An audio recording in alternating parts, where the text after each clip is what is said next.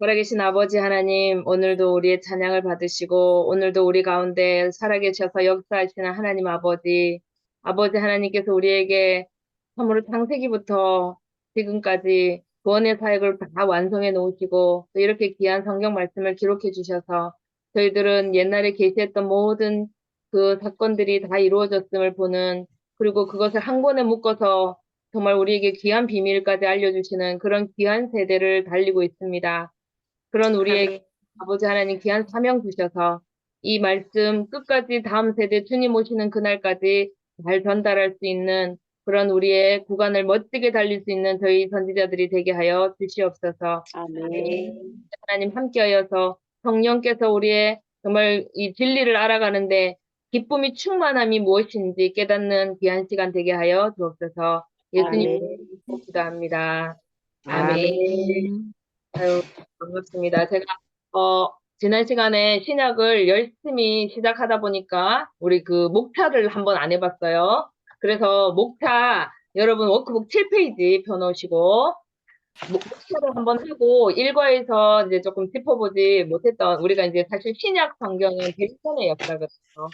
그리고 구약은 4천년의 역사를 이렇게 거의 흘러왔다면 신약은 지금으로부터 2000년은 지났지만 그 신약 성경 우리가 배우는 내용은 거의 100년도 안 되는 이야기를 배울 거예요. 거의 뭐 60, 50년도 안 되는 이야기를 이제 배울 거니까 구약하고 비하면은 내용이 좀 더 그래도 좀 자세하게 배울 수 있어요.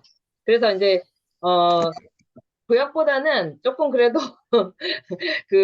안내하기가 조금 더 나아요. 구약은 워낙 이게 뭐 점프 해서 오기 때문에 정신 안 차리면은 좀 어려운데 그래도 신약은 조금은 낫습니다. 그래서 이제 우리 7페이지. 자, 우리 1번. 구약을 단숨에 확. 학된 다음 신약에 붙여라. 2번.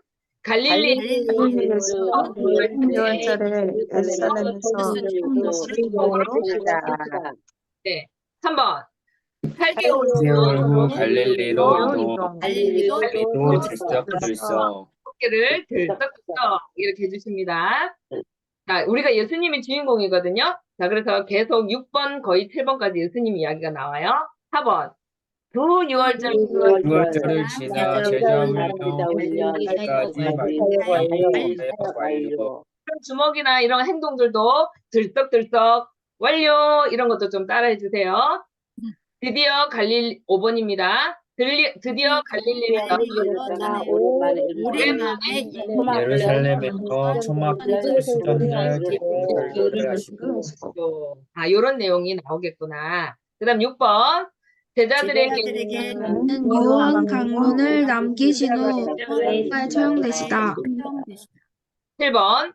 예수 부활 이후 갈릴리 사나이들 예루살렘의 교회 개척.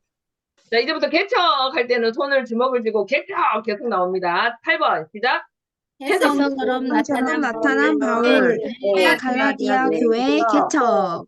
9번 2차로 그리고 데살로니가 교회 개척. 10번 3차로 에베소 교회 개척 중 교회가 말썽을 피우지만 11번 다행히 잘 해결하고 3차 여행 마무리 후 전부 밝으니 두둥. 그 다음 12번 열강 제국 퍼지고 힘당한 어리한 왕이 통치하시는 왕이시다. 아멘. 아멘. 네. 자, 그래서 이렇게 구약을 한번 신약을 목표를 했으니까 이런 식으로 앞부분은 예수 그리스도가 주인공이고 물론 전체가 주인공이지만 스토리가 그다음에 뒷부분은 바울이 주인공이구나 아마 그런 느낌이 오실 거예요. 자, 그래서 제가 이렇게 하다 보니까 안 하고 있어가지고 여러분 워크북 그 빈칸이 18페이지 한번 펴보세요. 18페이지는 시간이 없어서 이것들을 다 못한다고 어성경 여러분이 가지고 있는 어성경 84에서 페이지 적어 놓으세요. 82페이지 80 몇 페이지? 마이크 끊겨요. 말씀이 자꾸 끊겨요. 오늘 인터넷에 문제인 것 같은데요. 이게 바람이 부니까 그런지, 잠깐만요. 저는 똑같은데, 어떻게 하면, 그러면 이렇게 합시다. 오늘은 마이크를 다 제가 소거를 시킬게요. 음소거 시키고요. 제가 필요하실 때 여러분 읽으라고 할 때 읽어주세요. 한번 들어보시고, 제가 일단 음소거를 다 시키고 있습니다. 예. 저 혼자 이제 떠들게 됐는데요. 어때요? 아까보다 더 잘 들립니까? 네, 오늘은 좀 잡음이 심하더라고요. 저도 바람이 불어서 꺼졌다 켜졌다 하고. 자, 어성경책 84에서 92페이지 참고해서 빈칸을 다 적어주세요. 어성경책 숙제입니다. 84에서 92페이지 참고해서 필기도 하셔도 되고요. 그 빈칸들이 있습니다. 그래서 어떤 편집 발생, 이런 거 다 적어주시고, 그 다음에 21페이지 벤다이어그램 있습니다. 활동. 94페이지, 어성경 94페이지 그림 그대로 있습니다. 색깔까지 다 칠해 보시기를 바랍니다. 연두색, 노란색, 파란색, 빨간색 있으면 되거든요. 그래서 어성경 94페이지 참고해서 벤다이어그램 하셔서 사진 찍어서 저한테 좀 보내주시면 감사하겠습니다.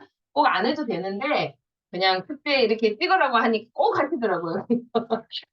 여러분이 아기들은 아니지만 그렇게 하시고요. 그 다음에 여러분 워크북에 23페이지에 발견한 진주 부분에 쓸 게 있어요. 이거를 안 하고 넘어갔더니 앞으로 계속 걸려서 발견한 진주 그 부분에다가 이제 첫 번째 뭘 기록을 할 거냐면은 사복음서에 모두 기록되어 있는 사실들이 있어요. 지난 시간에 제가 와르르 마태 마가 누가 요한을 쏟아서 한 바구니에 부어서 짠짠짠짠 이렇게 시간 순서대로 배치를 한다고 그랬어요. 그죠? 그래서 사복음서를 이렇게 시간 순서별로 나열하는 것이 제일 중요한 난제라 그랬는데 그런데 이 사복음서에 모두 다 기록된 사건들이 또 생각보다 많이 있어요. 아까 말했지만 공간복음 마태 마가 누가는 같은 거의 시기에 기록을 했고 그러다 보니까 비슷한 시점이라 읽다 보면 여기도 나오고 저기도 나오고 이런 이야기가 나오는데 요한복음은 가장 마지막 한 30년 후에 기록이 되어서 그들이 쓰지 않았던 그리고 해석이 잘 안 됐던 내용들을 좀 많이 그리고 유대 중심으로 갈릴리가 아니고 예루살렘 중심으로 쓴 게 바로 요한복음이에요. 그러다 보니까 앞에 세복음, 공간복음과 요한복음은 90%가 다르다 그랬어요. 그럼에도 불구하고 이 사복음서에 모두 기록된 내용이 8가지가 나와 있어요. 자, 1번 좀 적어주세요. 사복음서에 모두 기록한 사건들. 여러분이 이제 성경 공부를 하셨으니까 그래도 이 정도는 아시면 정말 좋겠습니다. 사복음서에 모두 기록한 사건들 8가지 중에 첫 번째는 1번 세례 요한. 1번은 세례 요한. 다 나와 있어요. 4군데 다. 두 번째, 제자를 부르신 사건. 세 번째, 상류 옥합. 예수님이 내 장례를 준비한 이 여인의 일을 다 꼭 기억하라 그랬어요. 내가 가는 곳 어디든지 다 기억하라 해서 상류 옥합을 기록했어요. 그 다음 네 번째, 예루살렘 입성. 호산나 호산나 하면서 나귀를 타고 오시는 그 장면이 4군데 다 들어가 있어요. 그 다음 5번째, 성전 청결 사건.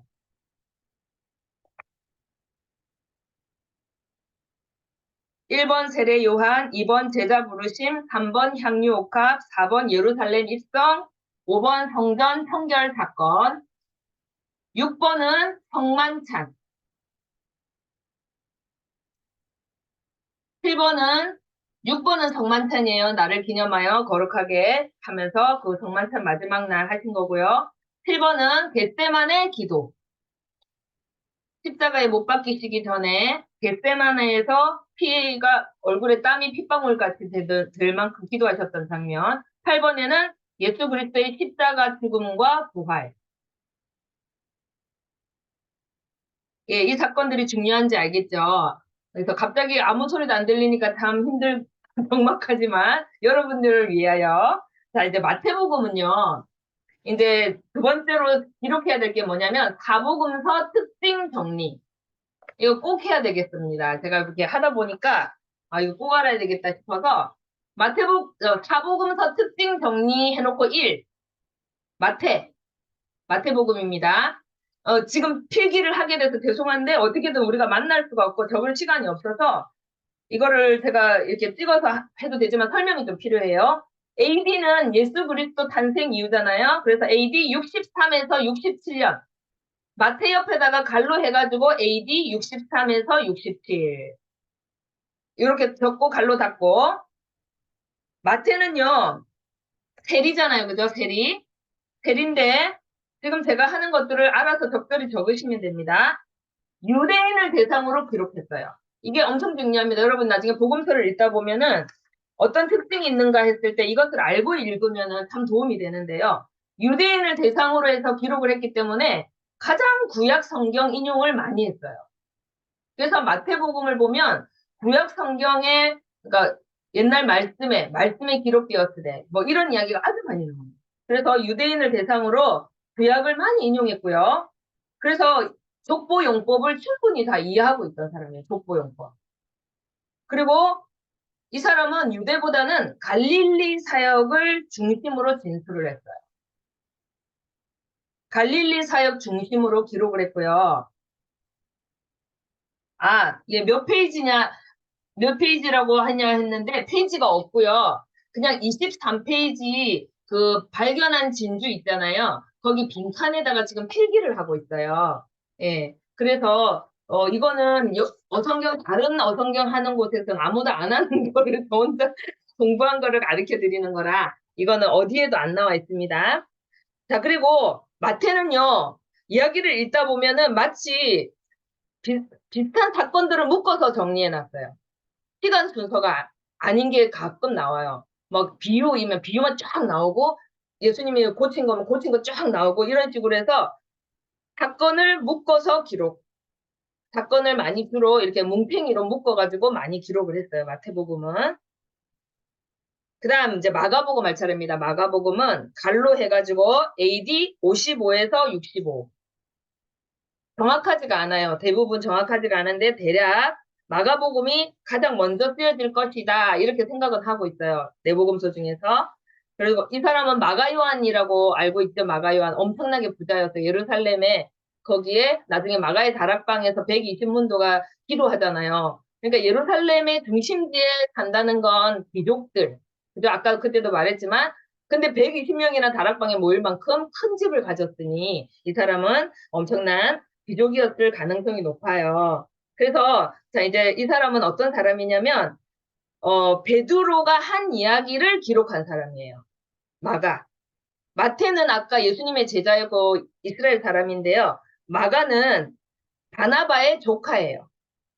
베드로의 믿음의 아들이에요. 그래서 거의 베드로가 썼다고 보시면 돼요. 베드로가 한 이야기를 거의 이 사람이 다 기록했다. 이렇게 보시면 되니까 마가복음을 읽으실 때는 베드로하고 이 느낌을 비슷하게 가지시고 읽으시면 엄청 이해가 잘 돼요. 그래서 이 사람은 아시다시피 바나바하고 바울하고 1차 전도여행 갔다가 너무 힘들어서 돌아온 사람이죠. 그 외에도 어쨌든 어떤 청년이 벌거벗고 도망가는 장면이 하나가 딱 마가복음에만 나오는데 어쨌든 베드로와 이렇게 같이 다녔고요. 그 다음에 헬라어에 아주 능통했다. 이 정도 기억하시면 되겠습니다. 아마 디아스포라, 저 외국으로 갔던 유대인 중에 한 사람이라고 보고 있어요. 그 다음 누가복음입니다. 잘 적고 계시죠? 네, 누가복음은요. AD 63년 이전이라고 적어주세요. AD 63년 이전. 자, 누가는 유일하게 이방인이었어요. 이방인. 그리고 누가가 또 뭘 기록했냐면 사도행전을 누가 기록했죠? 맨날 그러잖아, 그죠? 그래서 누가가 기록했죠, 사도행전을. 그래서 우리가 누가복음 1, 누가복음 2 이렇게 이야기하기도 해요. 그래서 사도행전은 제2의 누가복음. 그래서 사도행전 기록했고요. 이 사람은 의사예요, 의사. 그래서 세밀한 의학 용어, 그다음 좀 세밀한 표현, 그다음에 이방인이잖아요. 그러니까 잘 안 믿어져요. 그러다 보니까 설명을 참 잘 해놨어요. 구체적으로 이렇게 이래 해서 이런 일이 일어났어. 이런 식으로 되게 좀 그런 기록들을 자세한 기록들이 많아요. 그러니까 설명해 주려고 하는 복음을 설명해 줘야 되니까. 그래서 족보도 보면 마태 족보랑 누가 족보가 나중에 다른데요. 그 부분도 나중에 이야기를 좀 하면 좋겠어요. 그래서 누가는 바울을 따라다녔어요. 바울. 그래서 거의 바울 입장에서 썼다고 보면 돼요. 사도들에게 자세히 들어서 기록했어요. 의학 전문 용어가 한 300개 이상 나온다고 그래요. 고친 이야기가 참 많이 나오죠. 자, 그 다음 마지막 요한복음입니다. AD 85에서 95년. AD 85에서 95년. 아까 말했죠. 공간복음과 90% 내용이 다르다. 요한복음은 기억할 게 뭐냐면요. 만약에 예수님의 일생에 있어서 사건이 있었잖아요. 그러면 사실 요한복음이 기록한 게 가장 먼저 있는 사건이 많아요. 그러니까 예수님의 사역 부분의 앞부분에 요한복음이 아주 많아요. 어성경 읽다 보면 요한복음이 앞에 쫙 나오거든요. 이 순서대로 돼 있는 어성경 읽으셔도 요한복음이 많이 나와요. 그래서 가장 앞부분에 있었던 사건들을 많이 기록했고요. 유대와 예루살렘 중심으로 기록했어요. 그래서 갈릴리 이야기 찾으려면 요한복음 찾으시면 잘 안 나오겠죠. 갈릴리 찾으려면 마태복음 많이 찾으면 되겠죠. 이런 특징들이 있어요. 그래서 요한복음은 주석이라 그래요. 깊은 해석까지 기록했다. 예. 그래서 이 사람이 야망이 크고 거의 우레 아들, 번개 아들이라고 할 만큼 성질이 급했던 사람이 나중에 사랑의 사도가 되기까지 이 사람이 하나님의 나라에 대해서 갈망이 컸던 제자였음을 우리가 알 수 있어요. 그래서 이렇게 여러분들이 제가 정리를 해서 사도행전을 어쩌고 로마서는 어쩌고 고린도전후서 다 써놨는데 일단 이 내복음서는 알아야 되겠다. 나머지는 시간이 많이 부족한 관계로 여기까지 필기를 하고요. 자, 이제 여러분 워크북을 이제 쫙쫙 넘기셔서 28페이지까지 가겠습니다. 자, 쫙 넘겨보세요. 우리가 지난 시간에 X좌표, Y좌표 막 그렇게 했거든요. 그래서 20, 바구니 월요를 쏟아넣은 거랑 X좌표, Y좌표 다 기억나실 거예요. 네. 잠깐만요.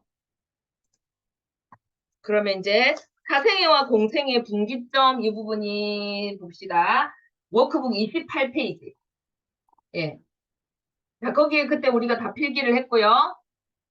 30세쯤 되셨을 때를 우리가 분기점으로 잡는다 그랬어요. 요 6월절이 기준이 되긴 하지만 첫 번째 6월절부터가 공생애가 아니고 30세쯤 되었을 때라고 나와 있는 누가복음 3장 23절인데요. 사생애는 그러면 언제부터 언제까지냐? 지난 시간에 우리 여기까지 했죠.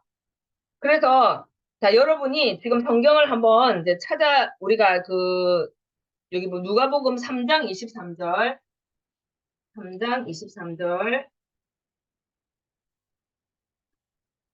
예, 여기가 30세쯤 되시니라 이렇게 해서 나오거든요. 자, 그리고 이제 그 공생의 분기점이 되는 장소가 있다 그랬어요. 여러분이 필기를 그때 다 하셨는지 모르겠는데 요단 동편 지금 그 밑에다가 적어 놓는데요. 아까 30세쯤 되셨을 때 적으셨잖아요. 그 밑에다가 우리가 이 요단 동편이라는 곳이 얼마나 중요한지 성경에서 이제 한번 기억을 해야 되는데 예수님의 그 공생애가 시작되는 시점을 우리가 앞자투리 공생애가 이제 시작될 거거든요. 근데 이게 보면은 지금 이제 옆으로 넘어와서 29페이지 한번 보세요. 세례 받으심. 이때부터 우리가 이제 공생애가 시작되는 거. 앞자투리는 그냥 넘어갈게요. 우리가 뭐 예수님 어릴 때 시절까지 다 이야기를 할 수가 없어서 이제 갈로 2번에 보면 29페이지에 세례 받으심에 마태복음 3장 13절에서 17절이 나옵니다. 자, 여기가 우리가 엄청 중요한 장소가 나오는데요. 어디서 세례를 받으시죠?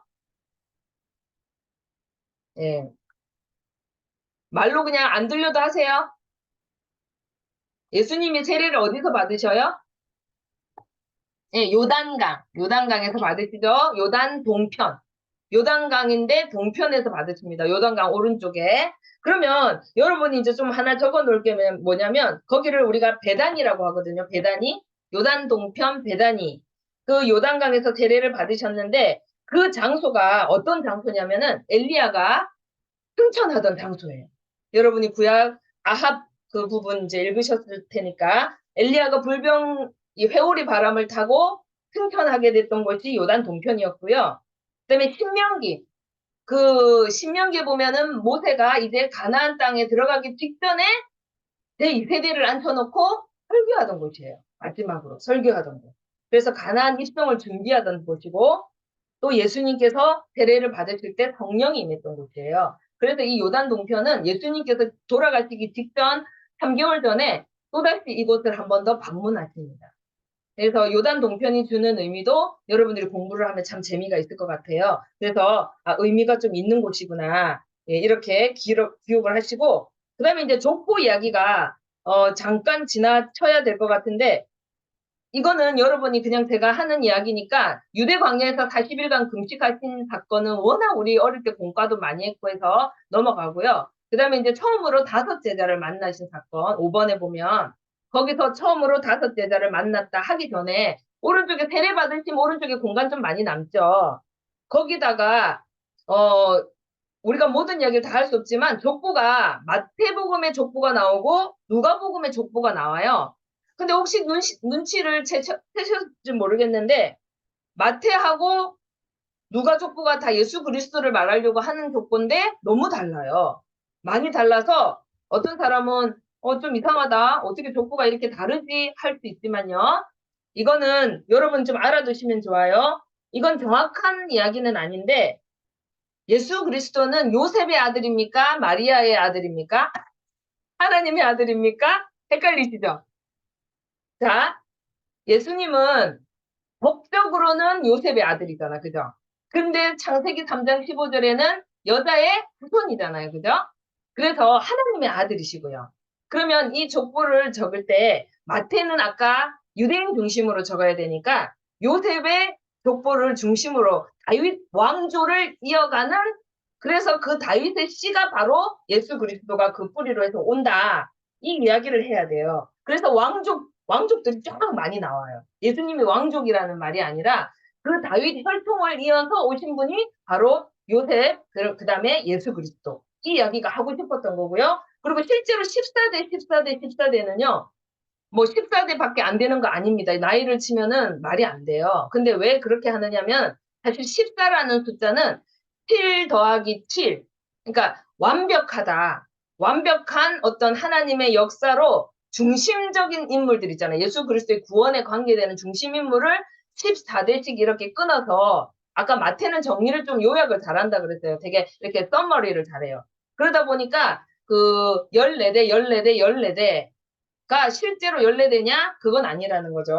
그래서 마태 족보는 그런 어떤 유대인을 대상으로 해서 법적인 다윗 왕조를 이어온 예수 그리스도 그거를 말하고 싶었다는 거죠. 그래서 좀 구원 사역에 관계돼 있는 둘째 아들도 괜찮아요. 넷째 아들도 괜찮아. 그러니까 그 중에 어쨌든 혈통은 맞잖아요. 그래서 꼭 기억하고 싶은 사람들을 중심으로 기록을 했고요. 누가는 이방인 대상이고 의사다 그랬어요. 그리고 그 구원을 설명하려면은 하나님까지 가야 되겠죠. 하나님까지. 그래서 동정녀 마리아를 기록하기 위해서는 마리아의 족보이지 않을까라고 추측을 해요.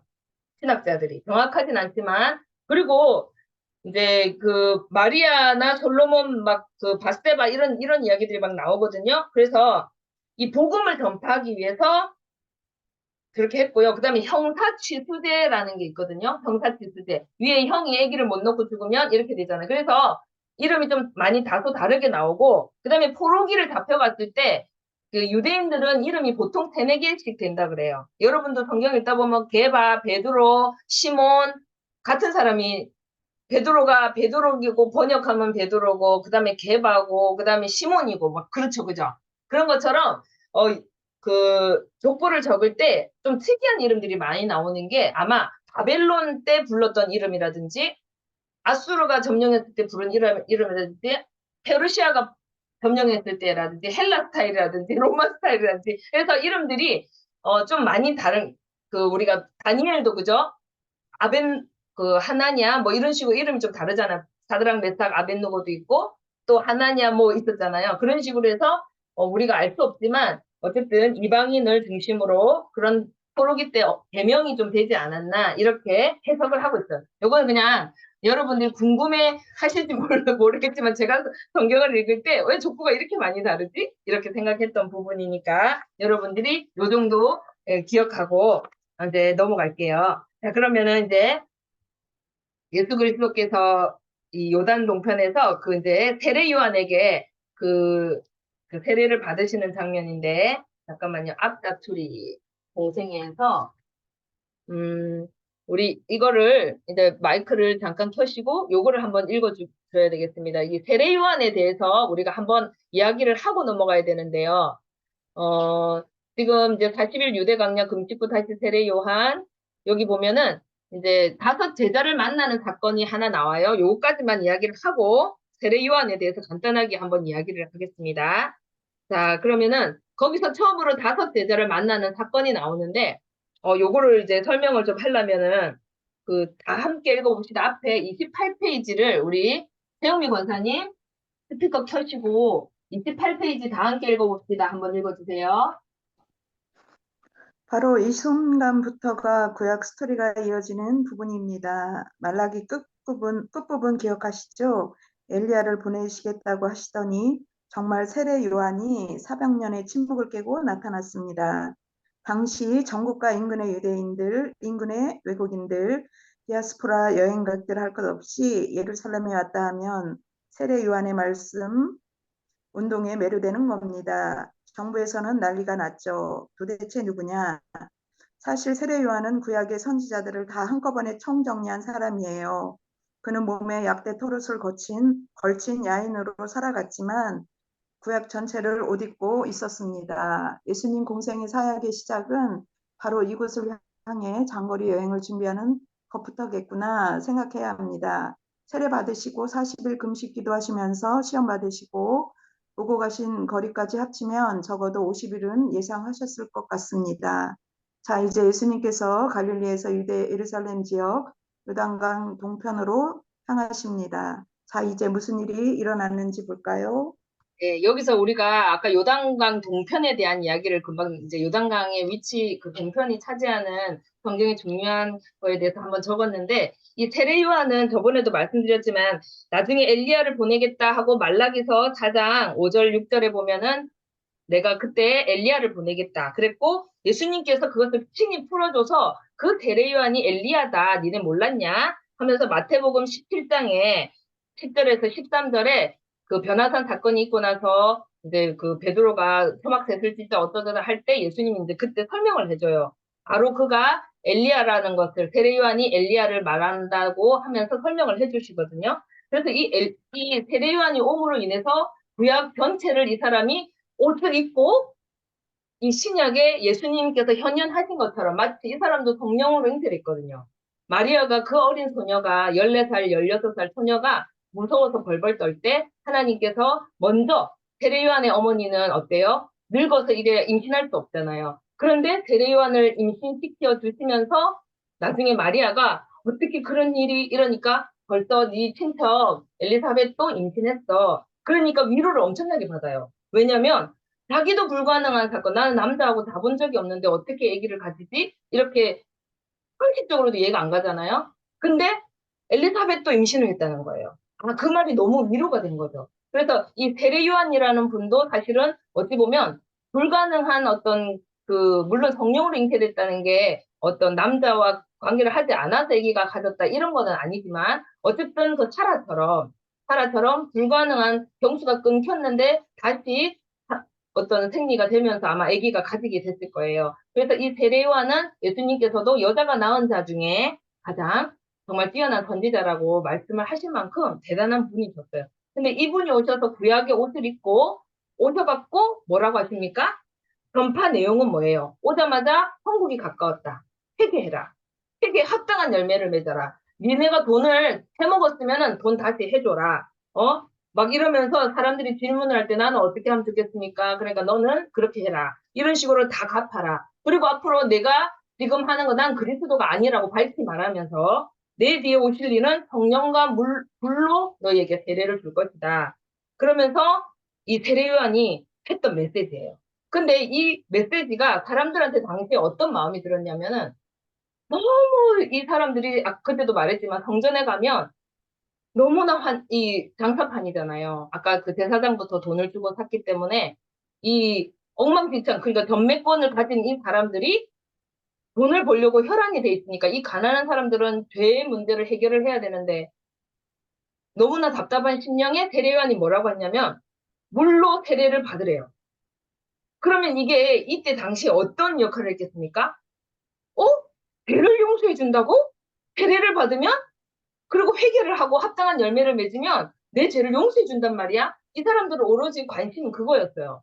그 이중 압제에서 괴로워 죽겠는데 영혼까지 피폐해져 있는 상황에 대사도 하나님 앞에 마음대로 못 드리는 이 깝깝한, 이제 우리가 코로나 때 겪었잖아요. 너무나 답답했어요. 예배도 함부로 못 드리게 하다니 어떻게 이런 세상이 오지?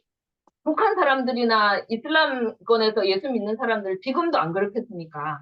근데 이 사람들도 지금 너무나 답답했는데 세례 요한이 와가지고 물로 세례를 주면서 이제 성전에서 제사 안 드려도 될 것 같지 않습니까? 갑자기 하나님 앞에 자기 죄를 자복하고 애통하고 자기 죄를 회개하면 죄를 용서받는데요. 그러니 그 하나님과 끊어지었던 그런 고통이 잘 줄어드는 거예요. 왜? 뭔가 그 마음을 만져준 거예요. 내 죄를 건드려 준 거예요. 그래서 어찌 보면 예수 그리스도의 그 성령이 오셔서 팍 이렇게 이제 할 그것을 완전히 예배해 준 거예요. 세례 요한이. 그러니까 이 바리새인들하고 제사장들이 심기가 세례 요한 때문에 짜증이 난 거예요. 엄청 불편해졌어. 확 줄었겠죠. 장사도 확 줄을 것 같지 않아요? 어떤 일인지 모르겠지만 아마도 6월달에 특히나 야, 저 요단 강가에서 세례 요한이라는 선지자가 세례를 주는데 죄를 다 해준대. 그러니까 저게 누군데 저 죄를 다 해주지? 갑자기 엄매 하고 양을 안 해도 비둘기를 안 해도 죄가 다 해준다고? 참 이상하네 하면서도 국민들은 어때요?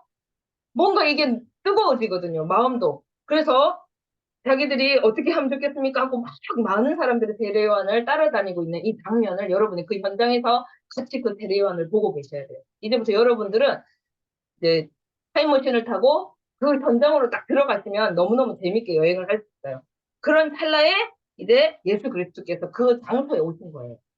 금식을 하시고 다시 이제 그때 세례를 받으시고 다시 금식하신 다음에 오니까 세례 요한이 예수님을 딱 보고는 그때 내가 세례를 준 분이 저분이고 내가 여태까지 올 거라고 했던 분이 바로 저분이야 하고 증언을 해줘요.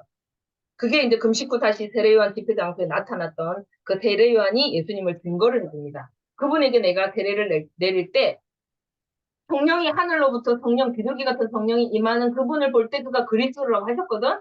근데 그분 내가 세례 줄 때 뭔가가 임하더라고. 바로 저분이야. 하나님의 어린 양이야. 이렇게 증거를 해줘요. 그랬더니 많은 제자들이 특히 세례 요한을 따르던 사도 요한. 근데 예수님의 제자가 나오는데요. 사실은 세례 요한의 제자였어요. 자, 이제 제자가 나오는데 요한복음 1장 35에서 51절 찾아보면 좋겠지만 시간이 없어요. 그래서 이제 이름을 적어보는데 사실 이들은 갈릴리 사나이들이었어요. 이 5명이 오늘 나오는데요. 한번 적어볼게요. 순서대로. 맨 처음에 만난 사람은 안드레와 요한이에요. 안드레와 요한. 요한복음에서 요한이 자기 이름을 쓰지 않았어요. 그래서 안드레와 요한이고요. 안드레는 베드로의 형제예요. 친형제. 그래갖고 그 다음에 이제 안드레가 베드로한테 여기가 지금 어디입니까? 유대예요. 유대 땅. 근데 얘들은 어디 있던 사람들이에요? 갈릴리 사나이들이 왜 여기 와 있죠? 자, 이 갈릴리 사나이들의 심정이 어떤 사람들인지 아시겠습니까? 고기나 잡고 있을 지금 그런 아닌 거예요. 뭔가 세례 요한이 와가지고 세례를 주더라 하니까 갈릴리에서부터 예루살렘까지 와가지고 유대 땅까지 와가지고 저 강까지 가가지고 거기서 세례를 받고 있던 사람들이 이 예수님의 제자들이었어요.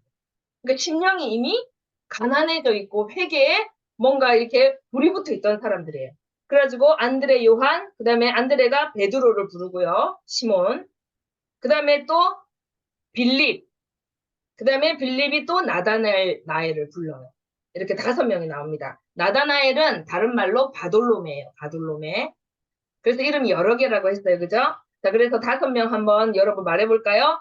안드레, 요한, 베드로, 빌립, 나다나엘. 이렇게 순서대로 부르십니다. 그래서 처음에 예수님이 말하는, 성경에서 말하는 제자들이라고 할 때는 이 5명이에요. 이 5명. 좀 있다가 마태가 붙어요. 레위 마태. 그래서 초창기에는 이 자세히 부르는 사건은 이 5명이 나와요. 그래서 이 갈릴리 사나이들을 여러분이 한번 묵상을 해보면 예수님이 이 5 제자를 만나셨을 때 이 갈릴리 사나이들은 도대체 어떤 사나이들이었을까요? 그때 이 가서 말하기를 뭐라고 하냐면 내가 요한복음 1장 45절 요건 좀 찾아봐야 되겠습니다. 이거 참 중요해서 우리의 심령하고 비슷하지 않을까 싶은데요. 요한복음 1장 45절. 근데 예수님이 제자들을 부르시면서 이제 빌립을 부르셨거든요. 그래서 빌립이 예수님을 만나고 나서 나다나엘한테 뭐라고 하느냐. 1장 45절. 네. 박세한을 읽어줄까요? 1장 45절.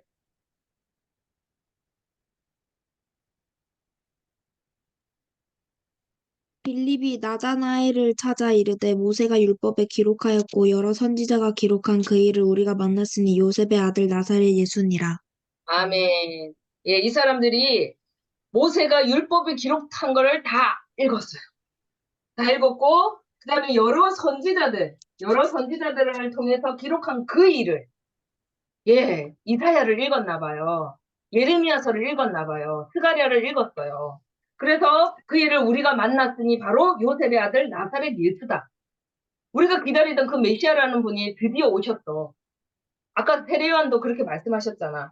그랬더니 나다나엘이 아까 바돌로메가 뭐라냐면 아니 무슨 나사렛에서 선한 것이 나와.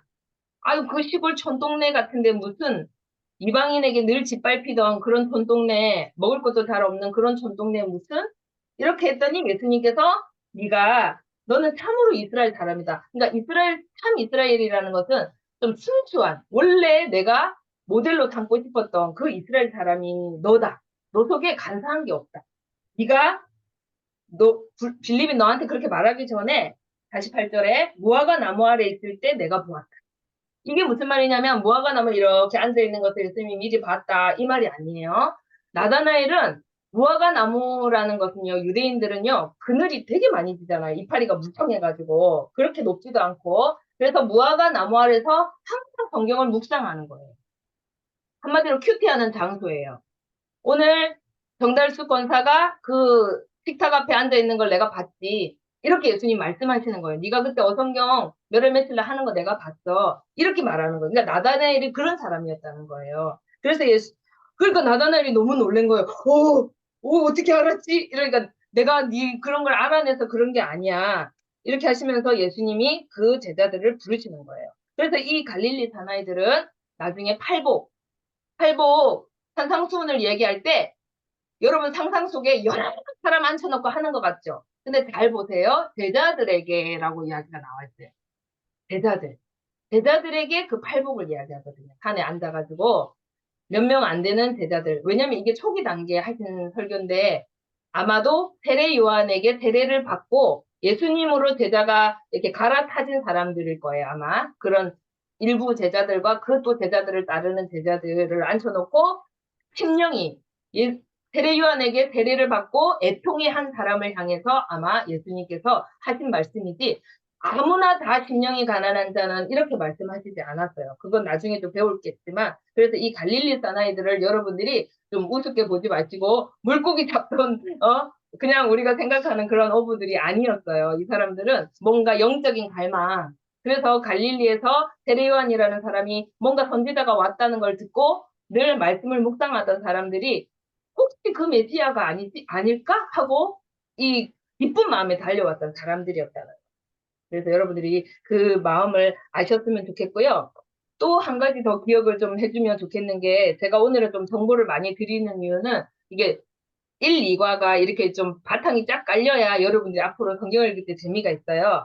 그래서 이 사복음서는요, 시간이 좀 달라요. 사복음서 시간에 대해서도 잠깐 좀 짚어주고 싶은데요. 대부분 공관복음은 시간이 비슷해요. 왜냐면 유대인을 대상으로 썼잖아, 그죠?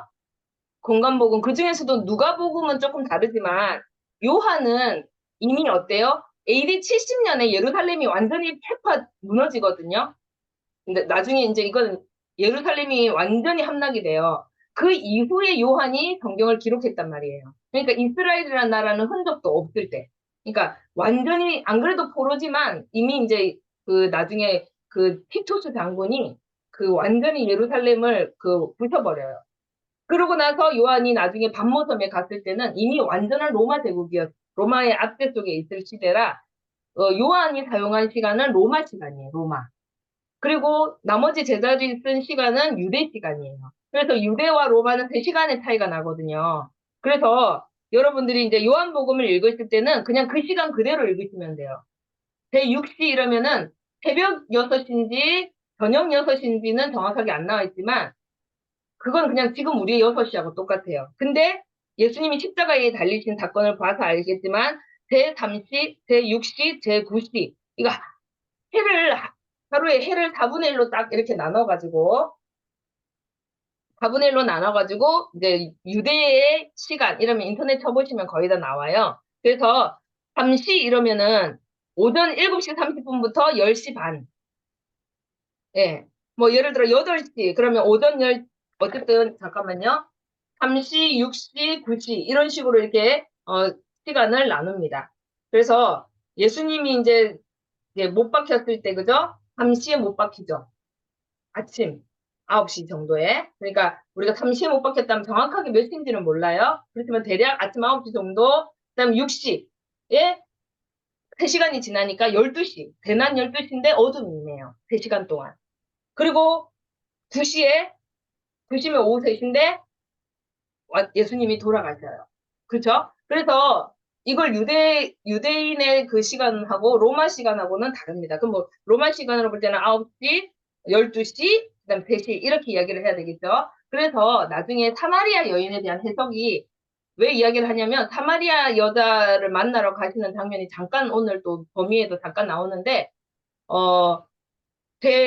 그 6시에 만나러 가거든요. 근데 유대 시간으로 해석을 해가지고 이상한 해석들이 좀 많이 나왔어요. 그래서 요한복음은 그 예수님이 십자가 달린 장면을 봐도 알겠지만 그냥 지금 우리가 알고 있는 그 시간 그대로예요. 그래서 그 이야기는 다음에 하겠지만 성경에서 시간이 조금 차이가 나는 게 마태복음, 마가복음, 누가복음하고 요한복음이 좀 다르다. 그것만 좀 이해를 하고 우리 다 함께 또 읽어봅시다를 짧으니까 우리 박희자 집사님 29페이지 한번 읽어주세요.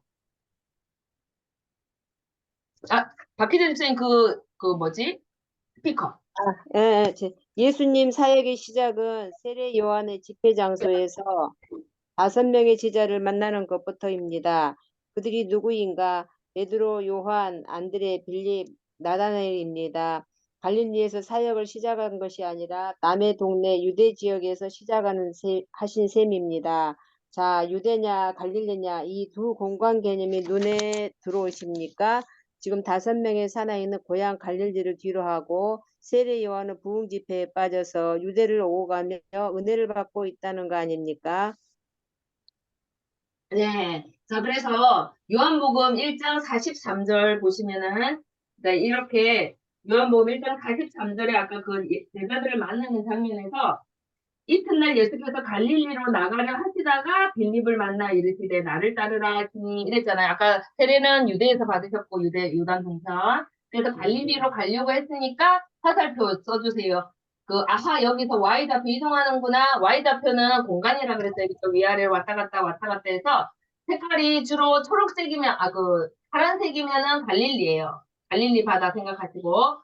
유대는 노란색으로 표시가 잘 돼 있어요, 컬러로. 그래서 유대 화살표 갈릴리. 유대에서 갈릴리로 가려고 하셨구나. 이제 가는구나. 이렇게 이제 여러분이 생각하시고, X좌표, Y좌표. 시간은 항상 6월절입니다. 그죠? 그래서 지금 6월절이 아직 편 6월절이 오지 않았어요. 그래서 여러분들이 읽다 보면 6월절 갈로 1 이렇게 돼 있죠. 그럼 이거는 첫 번째 6월절 이렇게 읽으시면 돼요. 자, 그러면 이제 예수님이 세례를 받으시고 제자 5명을 거느린 채 지금 어디서 어디로 간다? 유대에서 갈릴리로. 그죠? 유대에서 갈릴리로 올라가는 게 아니고 내려간다. 이렇게 기록을 한다. 예, 왜? 유대는 땅이 높아요. 예루살렘이. 땅이 높아서 그리고 거기가 항상 중심이기 때문에 거기로 올라간다. 우리가 서울로 올라간다. 다 그러잖아. 그죠? 자, 그다음 이제 가나 혼인잔치 이야기가 또 나와요. 그래서 오늘 여러분하고 참 나눌 이야기가 많아서 저 혼자 이렇게 떠들고 있지만 은혜는 하나님께서 좀 내려주시기를 기도하면서 첫 번째 이제 성경을 이제 바로 지금 표 있으니까 2장에 보면 요한복음. 네, 요한복음이 예수님이 사역 초기를 많이 기록했다 그랬어요. 그래서 앞부분이 요한복음이 많이 나오는 이유예요. 그러면 2장 1절에 보면 첫째 되던 날 갈릴리 가나에 혼례가 있어 예수의 어머니도 거기 계시고, 네, 속어를 또 해서 갈릴리 가나에 혼례가 있는데 예수의 어머니도 거기 계시고, 예. 그러면 자기 마을 갈릴리 사람 예수님은 그 이제 갈릴리에서도 나사렛 사람이긴 하지만 갈릴리로 오셨어요. 그리고 가나라는 지방에 가나는 도시 이름이고 갈릴리는 도 이름이에요. 여러분이 그것도 구별을 해주라 그랬어, 그죠? 갈릴리도, 유대도, 사마리아도. 그다음에 가나시, 그죠? 가나동, 뭐 가버나움동, 그죠? 나사렛동 이렇게 약간 공간 개념도 또 구분을 이제 하실 수 있을 거예요. 그래갖고 이제 가나 작은 마을에 본래가 있었어요. 근데 예수님의 첫 번째 이적이 여러분도 아시다시피 갈릴리 가나 혼인잔치예요. 근데 여러분하고 여기서 두 가지를 나누고 싶은데 결혼식에 대한 이야기 이거 너무 중요해서 다음에 이거는 특강을 한번 해야 돼요. 예수님의 혼인 그 갈릴리 사람들의 혼인 예식 저번에도 언뜻 지나가면서 얘기를 했지만 갈릴리 사람들이 약간 혼인이 좀 특이해요. 7일 동안 하고 그죠? 뭐 그런 여러 가지가 있어요. 아버지들끼리 모여서 약조를 하고 니네 집에 마리아가 참 예뻐. 우리 집 요셉하고 결혼을 시킬 거야. 그러면은 우리가 결혼을 하기 위해서는 지참금은 얼마로 할까? 한 100만 원만 할까요? 아이고, 그거 가지고 어떻게 살아? 안 돼. 한 1000만 원은 해야지. 뭐 이렇게 해갖고 약정을 해요. 그러면 지참금은 남자가 이제 준비를 하는 거예요. 그리고 달집도 남자가 준비를 해요. 그리고 그날과 그때도 그 신랑의 아버지가 하는 거예요. 그 이야기 저번에도 한번 했죠. 그래서 그런 혼인잔치가 좀 특이하다는 거. 그게 왜냐면 계시록까지 쭉 가기 때문이에요. 계시록까지 너무나 많이 가서 우리는 이해하기가 조금 어려운 이유는 사실은 성경의 주인공은 유대인입니다. 유대인이고 우리가 주인공이 아니라는 말이 아니라 유대인을 샘플로 삼았기 때문에 그 사람들이 나중에 그 예수 그리스도가 재림했을 때 그 사람들이 이제 선지자 역할을 할 거거든요. 가르쳐야 되니까 그 사람들이 정말 이해가 잘 되게. 아하! 이렇게. 그래서 우리는 약간 좀 공부를 해야 돼. 그래서 우리는 약간 공부를 좀 해야 되지만 유대인들이 예수님을 믿으면 정말 좋을 거예요. 근데 유대인들은요, 예수님 어떻게 생각하는지 아세요? 가장 악질 중에 악질 선지자라고 본대요. 악질 선지자. 나중에 우리가 배우겠지만 유대인들은 기독교를 싫어하는데 그 중에서도 예수 그리스도라는 선지자를 가장 싫어하는데 자기가 하나님이래. 신성 모독했지. 안식일을 엄청나게 범했지. 성전을 벌라고 했어. 3일 만에 짓는다고 성전을 건드린 거예요. 그러니까 예수님이 미운 짓 다 했어. 자기들이 볼 때는. 그러니 절대 믿을 수도 없고 그래서 죽일 수밖에 없었던 가장 악질 선지자고 지금도 그렇게 생각하고 있대요. 예, 그래서 그들을 많은 기독교인들이 지금 전도하고 있어요. 반대로. 참 슬픈 사건인데 나중에 이게 계시록에 그들이 엄청난 대회개 운동이 일어날 거다. 이렇게 이제 이야기를 합니다. 3년 반이 지나서. 그런 이야기가 막 이제 계시록에 나오는데 아무튼 예수님이 첫 번째 왜 하필이면 가나 혼인잔치 이 사건들은 여러분들이 다 아신다고 생각하고 그 정결 예식 이게 뭐예요? 613개 조항 기억하시죠? 인간들이 장로의 유전으로 언제 무슨 정결 예식에 돌 항아리에다가 손을 씻을 물을 집에다 갖다 놔라 이렇게 한 적 없어 성경에는요. 근데 뭐 이렇게 잘 지키려고 하다 보니까 막 이것도 만들고 저것도 만들고 하니까 각 집집마다 이제 정결 예식에 쓸 돌 항아리에 물을 가득 채워놔요. 근데 거기에 예수님께서 그 물을 갖다 태우라 하시면서 그 물을 떠다 주라 하고 막 이런 장면들이 나오잖아요. 그래서 이 가나 혼인 잔치에 대한 것을 예수님이 첫 번째 이적으로 하나님이시니까 얼마나 많은 생각을 하셨겠어요? 그래서 태어나실 장소도 아마 많은 고민을 하셨을 것 같아요. 그 이왕이면 정말 그렇게 힘들고 어려운 환경 속에 오셨던 이유도 있으실 거고요. 신약을 공부하면 할수록 예수님의 의도가 정말 많아요. 예수님이 우연히 하지 않았더라고요. 나중에 좀 있으면 성전 청결도 하시겠지만 그 이유가 다 있는데 예수님이 첫 번째로 가나 혼인잔치 이적을 베푸신 이유는 니네가 기다리던 진짜 신랑이 바로 나다. 그 말이 하고 싶었던 거예요. 니네가 여태까지 고생하면서 기다렸던 그 진짜 신랑이 나야. 그 말을 하고 싶었던 거예요. 이 성경을 우리가 지금 깨닫고 있지만 그들이 깨닫기를 바라는 거예요. 그리고 너희가 그렇게 기다리던 하나님의 나라가 여기 임했어. 그러면 뭐예요? 잔치집이잖아요. 잔치집이에요. 예수님이 그런 이야기 계속해요. 신랑이 와가지고 뭐 이제 니네는 왜 금식 안 하냐 막 그런 이야기 할 때도 예수님이 계속 그런 비유를 많이 하시고요. 나는 니네가 기다리던 바로 그 신랑이고 그래서 신랑이 임하는 그곳에 잔치가 있는 거야. 그리고 절대적인 순종의 대상은 오직 하나님뿐이야. 그래서 그 사람들이 예수님이 시키는 대로 하거든요. 아무 소리 하지 않고. 그리고 아까 그 정결 예식에서 보면 그 항아리들 있잖아요. 예수님은 하나님은 그 율법과 그 우리의 상식을 뛰어넘는 분이에요. 그래서 완성하러 오신 분이죠. 그래서 완전히 그 근본적인 변화, 물이 H2O가 완전히 다른 포도주가 되는 그런 근본적인 변화를 너희에게 하러 온 게 바로 나야. 그렇게 예수님이 진짜 신랑이 있는 곳에는 천국이 임할 거야. 그러니까 여러 가지 예수님께서 하고 싶었던 말이 그 가나 혼인잔치를 다시 한번 묵상해 보세요. 그래서 예수님께서 첫 이적으로 그 가나 혼인잔치를 하시면서 이해할 수 없는 부분들도 좀 있지만 아마 그런 하나님의 메시지가 있지 않았나. 네, 그렇게 여러분들이 이해하시면서 자 가나 혼인잔치와 가버나움을 방문했다라는 게 잠깐 나오는데 이게 왜 여기 중요하게 적혀 있냐면 6번에 보면 가버나움은 예수님의 고향이 아니에요. 예수님은 나사렛 사람이에요. 근데 이제 좀 이따가 갈릴리로 가실 건데 갈릴리로 가셔가지고는 유대인들 그 예수님의 그 동네 나사렛에서 엄청나게 배척을 당해요. 배척을 당하고 예수님께서 이미 아셨어요. 선지자가 자기 고향에서 선지자를 이렇게 믿는 경우는 내가 못 봤어. 다 선지자들을 싫어하더라고. 그래서 예수님의 어머니와 함께 잠시 부동산을 다녀오시지 않았나. 가버나움 부동산. 이렇게 여러분들이 가버나움에다가 밑에다가 나중에 이사할 곳. 예수님 사역의 본거지가 바로 가버나움이 됩니다. 근데 이 가버나움이요. 또 참 성경에 예언을 해놨어요. 이곳이 나중에 복을 받을 것이다. 이렇게 예언한 부분이 나오거든요.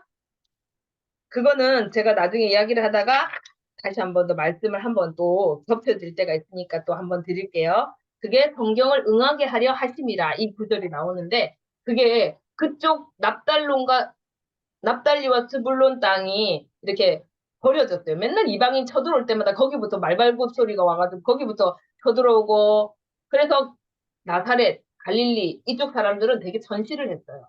근데 그쪽에 빛이 비쳤도다. 거기에 그 치유의 광선이 임했다. 그래서 예수님이 주로 갈릴리에서 활동을 하셨기 때문에 얼마나 많은 사람들이 혜택을 봤어요. 그죠? 아마 그때 우리가 있어서 우리도 뭐 하나씩 다 나왔을 거예요. 그죠? 그래서 믿었으면. 그래서 그쪽 사람들이 완전 갑자기 그 영광의 빛을 보면서 치료의 강선을 다 그래서 그쪽이 영광이 임하는 거죠. 그게 구약에 예언돼 있어요. 예언돼 있어요. 그래서 우리가 참 성경을 이렇게 하나하나 보면 참 신기합니다. 자, 그러고 나서 이제 여러분 7번. 6월절이 첫 번째 이렇게 돼 있을 때는요. 첫 번째 6월절이 찾아오자 이렇게 읽으시면 돼요. 6월절 1 이렇게 하지 마시고 첫 번째 6월절이 찾아오자 예루살렘으로 향하시 이렇게 이제 이야기가 될 거예요. 자, 그래서 이제 첫 번째 6월절에 예루살렘으로 가십니다. 자, 그러면요. 예수님이 보세요. 아까 세례를 받고 제자들 5명 데리고 갈릴리로 잠깐 와서 가나 혼인잔치 참여하시고 가버나움에 잠깐 들렀다가 이제 첫 번째 6월절이 된 거예요. 그래서 첫 번째 6월절에 예수님이 이제 어찌 보면 공생애가 공식적으로는 그때가 시작이지만 어찌 보면 사람들 앞에 처음으로 드러난 게 오늘 제목이 뭐예요? 오늘 제목이 갈릴리 예수. 아까 갈릴리 하면은 Y좌표예요. 그죠? 첫 6월절에 그러면 X좌표예요. 시점이에요. 시점. 어디에서? 예루살렘에서. 그러면 갈릴리에서 예루살렘으로 내려오겠죠? 근데 뭘 했다? 톱뉴스 주인공으로 뜨는 사건. 이게 바로 오늘 성전 청결 사건이에요. 자, 그러면 우리도 그 회중이 돼서 한번 보는 거예요. 자, 3번, 31페이지 3번. 정주환 권사님, 스피커 좀 켜주시고 읽어주세요.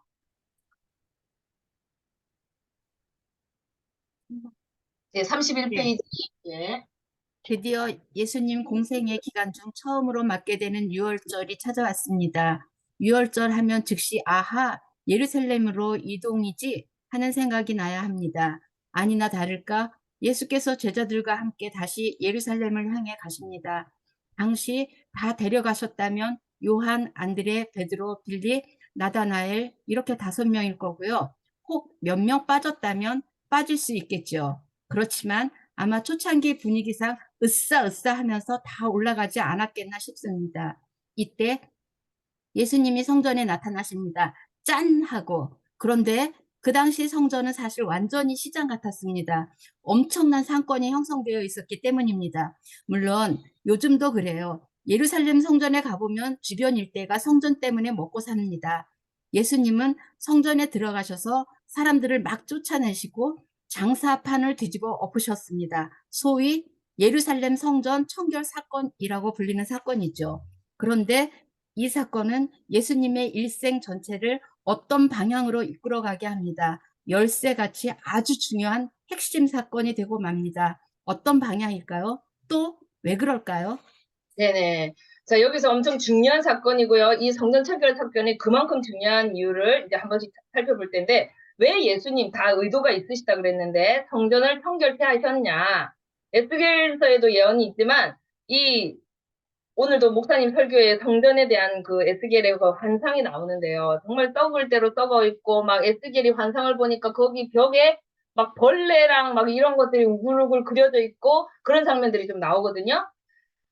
당시 이 흘러온 성전의 예배 문화를 한번 보세요. 여러분들이 이제 벌써 지금 불과 1과밖에 안 했는데 여러분 지식이 얼마나 올라가는지 대제사장이 로마에게 돈을 주고 대제사장에게 사고 있어. 그러면 6월짜리다 이러면 어떻게 돼요? 돈을 있는 대로 다 이때 막 긁어 모아야 되는데 저번에 제가 절기 한번 말했지만 6월절과 무교절이 7일 정도 된다 그랬죠. 그죠? 안식일까지 합치면 한 8일 이렇게 7일 정도의 그 정수기 기간에 자, 옆에 숙박업소 엄청나겠죠. 그러면 이제 전매청이에요. 그러면 이제 절기 때 돈을 뜯기 프로젝트가 돼야 되겠습니다. 그래갖고 안나스 대제사장부터 이 누가 옵니까? 디아스포라. 강제로 흩어졌거나 바벨론으로 이렇게 해서 잡혀갔거나 했던 유대인들이 이때는 무조건 돌아옵니다. 그때 그 100년의 그 사람이 독립기 때 수던절이 생겼다 그랬죠. 수던절. 그 로마 황제가 돼지머리 놓고 피를 뿌리고 이래가지고 우리가 독립을 했을 때 제일 먼저 했던 사건이 수전절이에요. 수전절. 성전을 청결했단 말이에요. 그러니까 그러면서 자기들이 각오를 했겠죠. 우리는 목숨 걸고 성전을 지킨다. 이제 절대는 우리가 비록 나라는 빼앗겨 있지만 이 성전만큼은 우리가 수를 하자. 이러면서 이 사람들이 성전을 얼마나 소중하게 여겼어요. 근데 예수님이 와서 보니까 성전이 지금 어때요? 진짜 장난이 아니에요. 그리고 한 곳에서는 여러분 성전 생각하면 거룩한 곳 생각하십니까? 제가 또 이렇게 리얼하게 하면 우리 박원사님 가슴이 막 붕붕 뛰어서 제가 너무 리얼하게 해가지고 오늘 심장이 힘들다고 그러셨는데 옆에서 피 튀겨요. 하고 막 칼 잡고 각 쓰고 제가 그런 이야기 한다고 우리 작원사님 엄청 힘들어 하시는데 성전이 어때요? 피를 튀기는 곳이에요. 왜? 내 죄를 거기다 안수하고 그 양을 이제 잡아갖고 불을 태우거나 피를 뿌리거나 막 이러고 있단 말이죠. 그런데 예수님이 와가지고 채찍을 들고 와가지고 막 양을 쫓아내고 하니까 피가 튀기고 막 양은 저쪽으로 가고 동전상 엎어뜨리고 아니 정신 나간 미친 남자 아닙니까? 아니 어디서 듣도 보도 못한 남자가 나타나가지고 누구한테 도전을 한 거예요? 대제사장 그리고 귀족들 사두개인들 이 사람들 지금 장사 잘하고 있는데 갑자기 어떤 놈이 나타나가지고 채찍을 들고 불러 엎으시고 돈 바꾸는 그 상을 들러 엎으시고 양들이랑 염소를 막 채찍에서 넌 나가 넌 나가 이렇게 하고 계신 모습을 상상을 해보라고. 야 이거 엄청난 사건 아닙니까? 근데 왜 예수님이 이러셨겠냐고요. 썩었죠. 하나님 앞에 드리는 예배가 하나님이 내가 인애를 원하지 내가 이런 제사를 원한다고 했니? 구약을 여러분 이제 해왔으니까 알잖아요. 예수님이 하나님이 역겨워 하시잖아요. 내가 토할 것 같대요. 토할 것 같대. 하지 말래. 제발 그런 거 하지 말래. 그런데 또 하신 이유가 지금 디아스포라들이 다 와 있어요. 여기 6월절에 다 와 있단 말이에요. 예수님이 이 기회를 놓치겠습니까? 복음인데 복음이 빨리 전해져야 되잖아요. 그래서 이 사람들이 갈릴리에서도 다 와 있는 거예요. 지금 자기 고향에 있던 사람들도 다 와가지고 예배를 드리러 온 거예요. 제사를. 죄를 회개해야 되니까. 그래서 예수님이 둘러 엎고 하니까네 어떤 남자가 말이야 막 둘러 엎더라. 이게 이제 삽시간에 퍼지는 거예요. 그러니까 예수님 당시 성전 문화를 한번 보면은 예배 문화 알기, 그죠? 여러분이 말 안 해도 그거는 알아서 다 적으시면 됩니다. 돈 주고 로마에게 제사장직을 샀고 그러다 보니까 돈을 최대한 해야 돼. 그리고 예수님 당시 성전 문화는 아직 구약 그대로 내려오고 있었단 말이에요. 세례 요한이 센세이션을 일으키긴 했지만 아직 제물을 드리고 있는 그 피범벅인 상태에 예수님은 상을 둘러 엎으시고 난리가 난 거죠. 그래서 이 사건의 의의를 보겠습니다. 예수님은 수도 예루살렘 중심부에서, 구석에서가 아니라 중심부, 그것도 사람들이 가장 중요하게 여기는 그 성전에서 자기 자신을 드러냅니다. 왜? 성전의 주인이 나다. 이 이야기를 하실 건데, 흩어져 있던 사람들이 자기 땅, 저기 로마로 돌아갈 것이고, 저기 바빌론, 페르시아 있던 곳으로 돌아가서 이 이야기를 할 거란 말이에요. 어느 이상한 사람이 하나 나타났어. 근데 백성들은 기분이 어땠을까요? 한번 말해볼까요? 백성들은 이 장면을 보고 기분이 어땠을까요? 속이 시원했겠죠. 아이고, 나도 한번 저러고 싶었는데, 예? 7배나 달라고 막 그런데 기분 좋겠습니까? 비둘기 하나 사러 왔는데, 예, 7만 원 달라고 하는데, 동전 바꿀라 하는데 막 갑자기 1,000원짜리가 막 5만 원이라 그러고 기분이 좋겠습니까? 근데 안 할 수가 없잖아요. 거기에는 로마 황제가 우상이 박혔으니까 그 돈은 쓰면 안 돼. 누가 만들어냈는지 모르겠지만 그렇게 했다는 거죠. 근데 예수님은 수도 중심부에서 세계화를 시키시기 위해서 예수 그리스도의 복음을 삽시간에 퍼져나갑니다. 왜? 성전의 주인은 나다. 내가 왕이고 내가 하나님이야. 이 이야기를 그날 하십니다. 요한복음 3장 9절. 요한복음 3장 9절 볼게요. 요한복음 3장 9절이 아닌가? 19절, 19절. 3장 19절. 예. 요한복음 3장 19절이 아니네. 여기는 제가 이렇게 적어놨는데, 어쨌든 이 성전을 헐라 내가 사흘 동안 일으키리라. 이런 이야기도 하시고요. 아무튼 예수님께서 오셔가지고 이 성전이라는 게 우리가 한번 볼게요. 그 이유는에다가 밑에다가 간단하게 성전에 대한 이야기를 우리가 역사를 잠깐 보면은 모세 시대 때 하나님이 성막을 지으라고 하셨어요. 직접 백성들한테. 그리고는 내가 거기에 거하겠다. 임마누엘보다 조금 더 자세한 개념이 샤켄 한다 그랬죠. 샤켄. 샤켄 하는 하나님. 그러니까 너와 함께 이렇게 내려와서 너희와 함께 세밀하게 이렇게 니네 일거수일투족과 함께 먹고 마시는 것을 함께 하는 게 샤켄 하는 하나님. 너희와 함께 하겠다. 모세 시대 때. 그리고 다윗 시대 때는 어때요?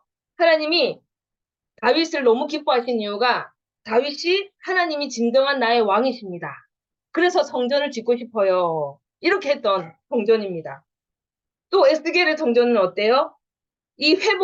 나중에 이 성전을 회복할 때 인자가 이 성전에 임할 것이다. 그러면서 성전이 다시 재건될 것이다. 이렇게 예언을 했던. 그리고 스룹바벨 다시 돌아와서 성전을 실제로 다 재건을 하고 에스라랑 느헤미야가 온 백성이 그 성전 앞에서 봉헌식을 하면서 울면서 자기의 죄를 회개하면서 이방 여인을 돌려보내면서 했던 그 성전. 그 성전에 엄청난 의미가 있어요. 그래서 예수님이 이 사건의 결과, 이유는 성전의 주인은 나다, 내가 왕이다, 내가 하나님이다 이렇게 적어주시고요. 이 성전에 대해서는 여러분들이 내비게이션이나 읽어보시면 더 자세하게 나와 있거든요. 그래서 이 사건의 결과는 누구지? 이거예요. 예수? 그는 누구인가? 사람들로 하여금 엄청 궁금하게 만들었어요. 그래가지고 이 오른쪽에 보면 다 함께 읽어봅시다에 보면은 그 예루살렘 일보 정체모를 청년 대제사장 CEO 그룹에 도전하다. 그 다음에 누구였나 그 청년, 다윗 연합신부, 나사렛 예수로 밝혀지다 JTN 이렇게 오른쪽에 써놨잖아, 그죠? 그러니까 예수 그 사람이 누구지? 이게 이 결과예요.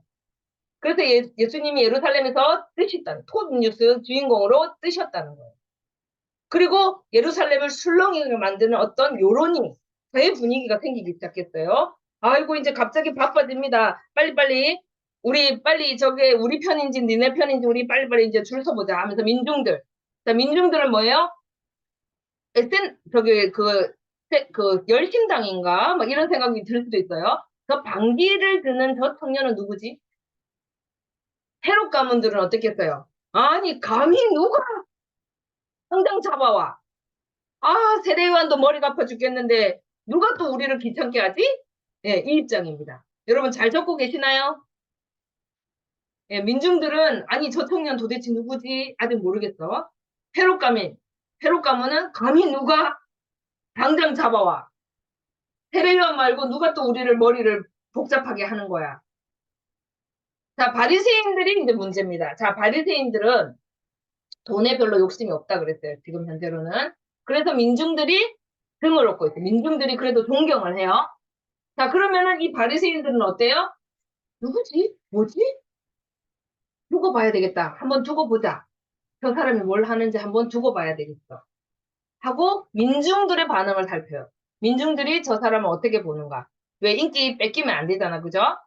그래서 이제 다 함께 읽어봅시다. 제가 간단하게 읽어보면 33페이지에 어느 날 생긴 일이었어요. 성전 문화를 뒤집어 놓은 일 말입니다. 이 사건이 미치는 영향이 얼마나 컸을지 보입니다. 그렇지 않아도 세례요한 때문에 뒤숭숭했는데 또 한 사람이 나타나서 예루살렘을 시끄럽게 하니 여간 골치 아픈 일이 아닙니다. 예루살렘 성 안에 사는 사람 또 여행객 이 사람들이 다 그날 밤에 잠자리에 들어가서 비록 정적이 흐르는 고요한 시간 사람들의 마음은 아주 복잡했을 겁니다. 이미 사건이 터졌기 때문이에요. 마치 9.11 사건이 난 밤처럼 말이죠. 예루살렘은 지금 톱뉴스가 생겼습니다. 그 톱뉴스 제목이 무엇이었을까요? 아까 읽어드렸죠? 자, 분위기가 보이십니까? 이 상황에 이어지는 다음 이야기는 무엇일까요? 그것을 알기 위해 유대 지역에 예수님께서 얼마 동안 계셨는지, 활동하시는지 확인하는 일이 필요해요. 그런데 자, 4번.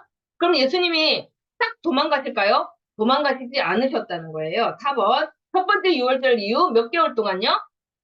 8개월 동안 계셨어요. 8개월 동안 행적이 있습니다. 자, 그래서 1번 첫 번째 6월절 이후 그 행적을 정리하기. 자, 예수님께서 이제 그 상을 불러 엎으시고 하신 행동은 요한복음 이제 4장에 나오는데 3장 22절. 뭘 하셨냐면은 간단하게 한번 볼게요. 세례 요한의 청중을 인수하신. 그렇게 밑에다 좀 적어주세요. 1번 첫 6월절 이후 갈릴리로 이동한 순간을 먼저 캐치하고 선그어 놓기 이랬는데요. 일단 그 행적 한번 볼게요. 거기 밑에다가 세례 요한의 청중을 인수하신 기간 이렇게 좀 적어주세요.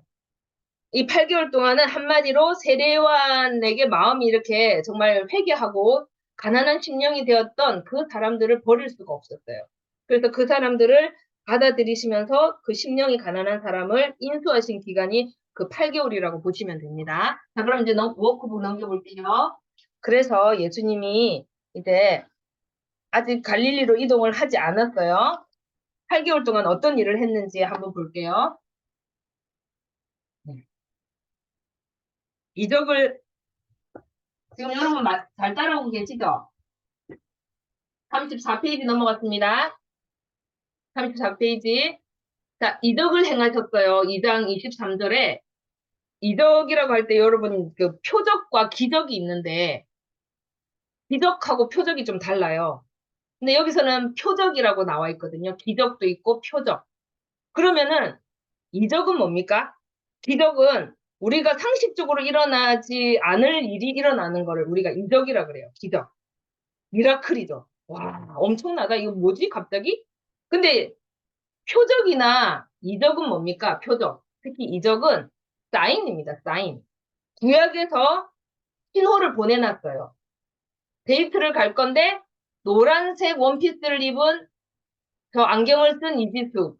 처음에는 몰라. 그런데 노란색 원피스를 입고 금태 안경을 쓴 여자가 올 건데 그 사람이 너랑 오늘 미팅을 할 거야. 그게 바로 표적입니다, 표적. 사인이에요, 사인. 그래서 예수님께서 하신 일은 뭐냐면 신호를 보냈는데 그 신호대로 행동하신 거죠. 그래서 예수님이 많은 이적을 하면서 하신 옆에다가 뭐를 쓰냐면 이적을 행하심에 내가 하나님이다. 이렇게 써놓으시면 됩니다. 구약에서 계속해서 그가 오면, 그날이 오면, 그가 하면서 특히 이사야. 우리 신약에 가장 많이 등장하는 구약 선지자가 이사야거든요. 근데 이사야 선지자를 마치 구약의 신약이라고 했는데 엄청나게 많이 나와요. 예수님에 대해서. 예, 그래서 예수님은 오자마자 하신 일이 일단 이적을 많이 나타내십니다. 사람들이 그러죠. 아니, 저 청년 누구야? 나야. 바로 하나님이야. 내가 그야. 내가 바로 니네가 기다리던 그 하나님이라고, 메시아라고 이 답을 해주신 거예요. 아무도 할 수 없는 그 이적을. 그러자, 그러면 이제 아까 유대인의 대표 중에 니고데모가 찾아오겠죠. 이 니고데모는 엄청난 이제 우리 어찌 보면 그때 그 사내들인 공의회의 리더라고 볼 수 있어요. 그리고 유대인의 대표예요. 그래서 당신이 진짜 하나님으로부터 온 사람인가 아닌가 내가 이제 분석을 좀 하러 온 거예요. 예. 그러면서 이 사람이 찾아와가지고 예수님한테 방문을 하죠. 그래서 이제 자기가 입장 정리를 합니다.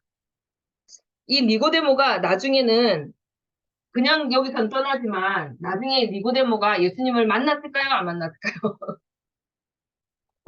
혹시 아리마대 요셉하고 니고데모가 예수님의 무덤을 준비해요. 네, 그래서 해피엔딩인데 아무튼 이때 당시에는 바리새인의 대표자로서 와가지고 이때 중요한 훌륭한 이 문장이 나와요. 요한복음 3장 16절. 예수님이 대답하신 게 이때 예수님이 3장 16절 이야기를 하시는데 요한복음 지금 펴놓고 계시잖아요.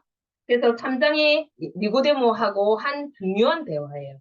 그래서 앞에 정전을 둘러엎으신 그분이 누구지? 하고 니고데모가 찾아오니까 예수님이 뭐라고 하셨습니까? 하나님이 이처럼 세상을 사랑하사 독생자인 나를 이 세상에 보내주셨다. 그래서 나를 믿는 자는 멸망하지 않을 거야. 그리고 영생을 얻겠지? 그리고 내가 온 것은 세상을 심판하러 온 게 아니고 구원하려고 온 거야. 이렇게 얘기를 해주는 거예요, 니고데모에게. 이게 엄청난 우리가 3장 16절 이야기가 이 사건에 있어요. 그러면서 19절에 빛이 세상에 왔으되 사람들이 자기 행위가 악함으로 빛보다 어두움을 더 사랑한 것이다. 안 믿을 거래요.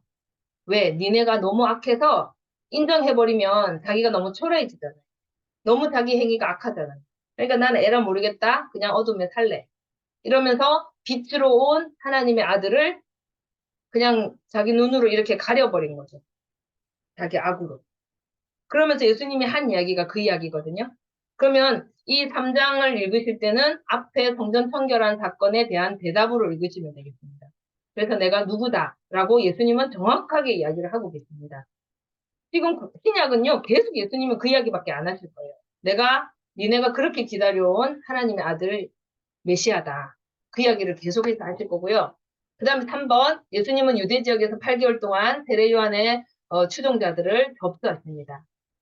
내가 어찌하면 좋겠습니까? 하고 가슴을 치는 자들에게 예수 그리스도께서 절망의 그 심판의 메시지, 아까 그 세례 요한이 니네 그러면 심판 받을 거야. 이 독사의 자식들아. 이렇게 했을 때 예수 그리스도께서는 생명의 메시지를 전하십니다. 고쳐주시면서 생명의 메시지를 전합니다.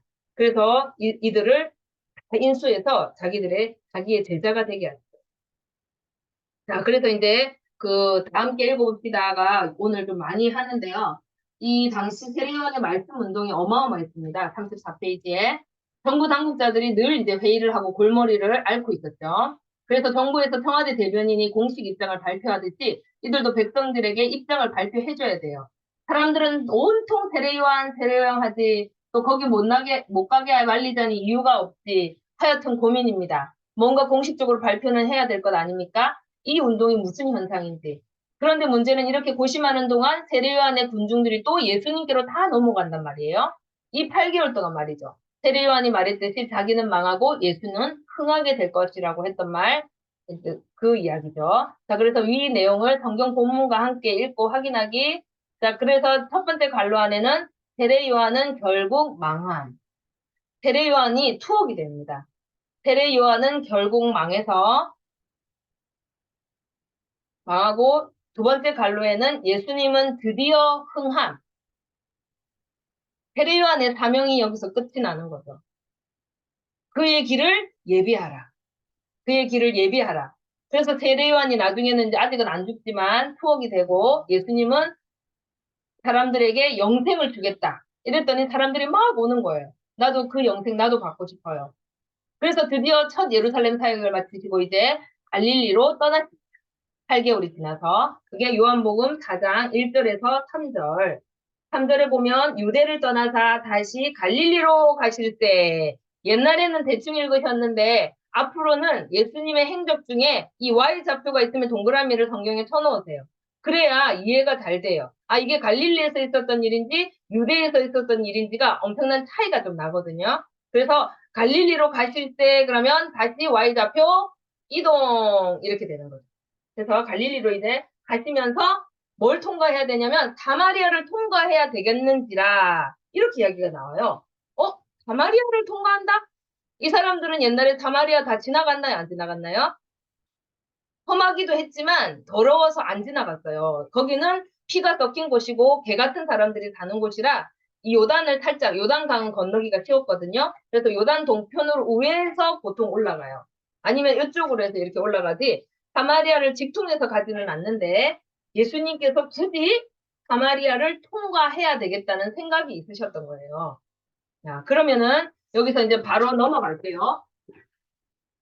자, 여기서 갈릴리로 가는 길에 사마리아 여인을 만나는데 여기서 우리가 간단하게 사마리아 여인에 대해서 한마디만 하고 넘어가면 그 사마리아 여인하고 예수님하고 대화가 심상치 않은 거 여러분 아시죠?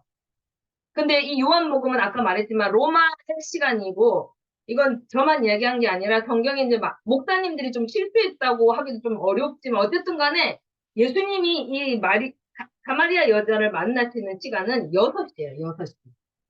그래서 참 시로 생각해가지고 이제 낮 6시면은 그 정오라고 생각하는 거예요. 낮 12시. 낮 12시에 드글드글 끓는 낮에는 사람들이 오지 않는데 이 여자 혼자 왔다. 이렇게 이제 많은 설교들을 했었는데 사실 요한복음은 시간이 여기만 나오는 게 아니라 예수님 못 박히는 시간도 나오고 많이 나와요. 그럼 실제로 6시는 저녁하는 시간이에요.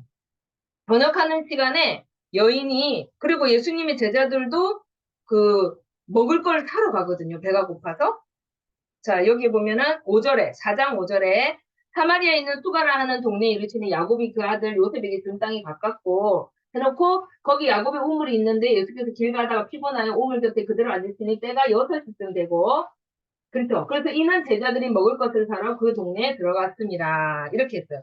그래서 한 사람이 물을 기르러 왔으면 예수께서 물을 좀 달라고 이렇게 말을 거니까 유대 사람들은 절대 말을 안 건다 그랬어요. 근데 그것도 남자가 여자한테 그리고 유대인이 사마리아인한테 말을 건다? 성전 지을 때도 이 사마리아 사람들이 괴롭혔단 말이죠.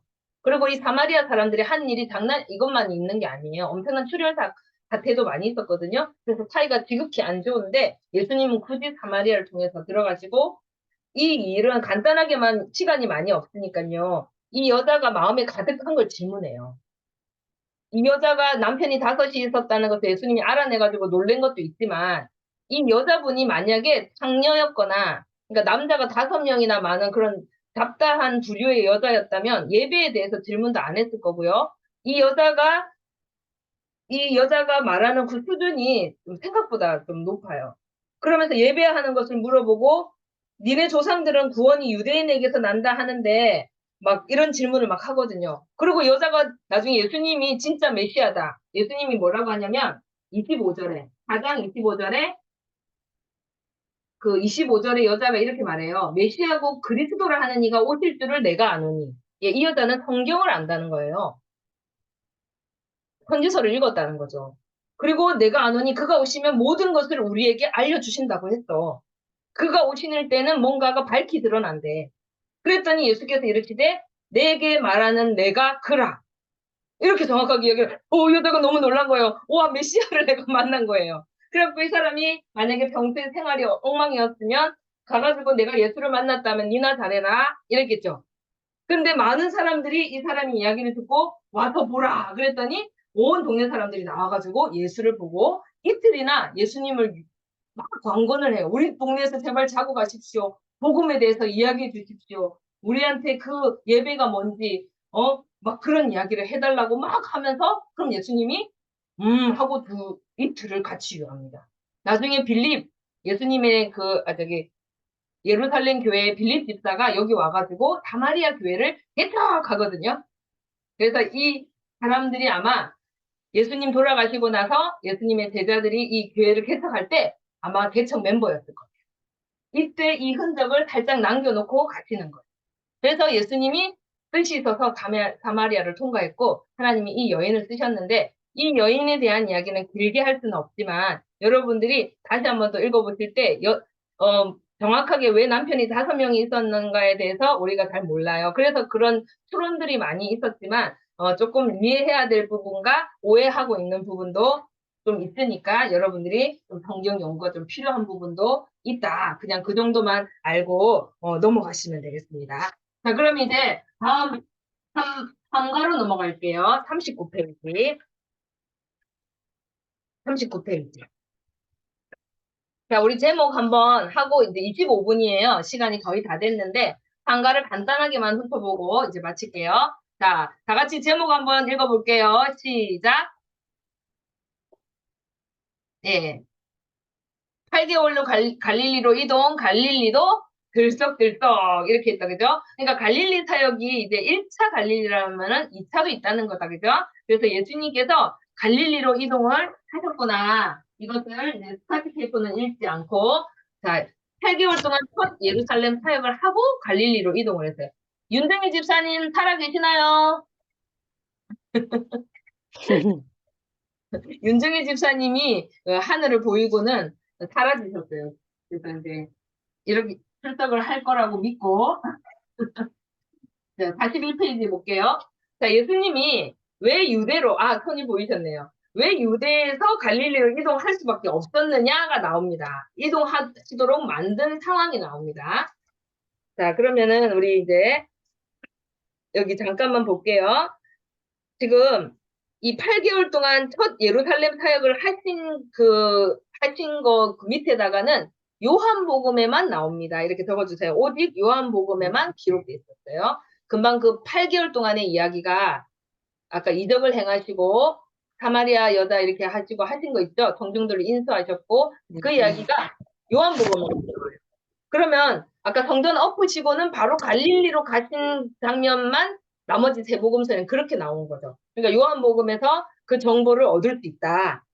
그래서 아까 8개월 동안 예수님이 그 성전 엎고 바로 갈릴리로 가신 게 아니라 8개월 동안 유대 지역에서 사역을 하시고 갈릴리로 가셨다. 여러분들이 그거는 좀 기억을 하셔야 됩니다. 그리고 이제 이동할 수밖에 없었던 것을 갈로를 해놨어요. 1번. 바리새파 사람들이 예수님에 대해서 입장을 정리함. 바리새파 사람들이 예수님에 대해서 입장을 정리함. 뭐라고 입장을 정리했을까요? 아직 때가 아니다. 예, 아직은 모르겠다. 아직 잘 모르겠어. 좀 지켜보자. 뭐 이런 거였겠죠. 근데 예수님도 아직은 아니라고 생각하셨어요.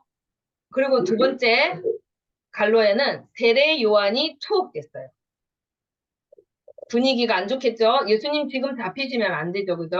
그래서 어쨌든 예수님이 지금쯤 이제 어느 정도 내가 인수했으니까 계속해서 유대 사역을 하기보다는 세례 요한이 투옥됐단 말이에요. 마태복음 4장 12절에 세례 요한이 투옥된 사건이 나오거든요. 마태복음 4장 12절. 자, 그래서 일단은 피하자. 예, 세례 요한을 투옥시키는 저 사람들을 보니 나까지 잡아 놓을 수가 있는데 나는 아직 사역할 게 많아. 이렇게 하시면서 예수님이 갈릴리로 이동을 하실 수밖에 없는 상황이고 아까 42페이지 올려보세요. 다음 넘겨보시면 제가 여자 얘기했습니다. 그래서 사마리아 여자가 예수님은 이 땅에 가난하고 소외되고 그런 병든 자를 위해서 오셨기 때문에 당연히 사마리아 들르실 것 같아요. 그죠? 그래서 사마리아 여인, 1번에는 사마리아 여인을 만났지. 사마리아 여인을 만나시고요. 그 다음 두 번째는 사마리아에서도 사역을 하십니다. 네. 그래서 나중에 거기서도 이틀이나 유했어요. 이틀이나 유하시면서 나중에 빌립 집사가 사마리아 교회를 개척할 밑거름을 마련하셨어요. 빌립 집사가 사마리아 교회를 세우는 밑거름을 마련하셨어요. 예수님은 자기가 떠났을 때, 그렇게 괴로웠던 사마리아 사람들의 그 열망도 꼭 기억을 하셨었죠. 자, 그래서, 여기서 다각화되는 거 넘어갈 때 설명을 했습니다. 자, 그래서 이제 이번에 큰 2번, 동생의 제1년 12월에서 제2년 4월까지 첫 갈릴리 사역 이렇게 이야기가 됐습니다. 마지막에 끝날 때 제가 화면을 한번 보여드릴 거거든요. PPT를 그래도 한번 보셔야 이제 정리가 되거든요. 그래서 이제 이 내용을 그냥 읽어보신 다음에 자, 이제 예수님이 드디어 8개월 만에 갈릴리로 이제 돌아오십니다. 이제 누가복음에 보면 4장 16절에 갈릴리 고향으로 돌아오셔서 늘 하시던 대로 안식일날 회당에 가서 이제 그들이 주는 성경이 그날따라 마침 이사야를 줬나 봐요. 그래갖고 예수님이 딱 이렇게 이제 이사야서를 거기서 딱 성경을 딱 찾아고 61장, 이사야서 61장 1절을 딱 펼친 거예요. 자, 그러면 이제 그 이야기를 오늘 할 건데, 하고 좀 마칠 건데, 43페이지 보면 1번. 예수님보다 뭐가 먼저 도착해 있었어요? 고문이. 왜냐면 이 사람들 6월절에 다 내려갔었잖아, 그죠?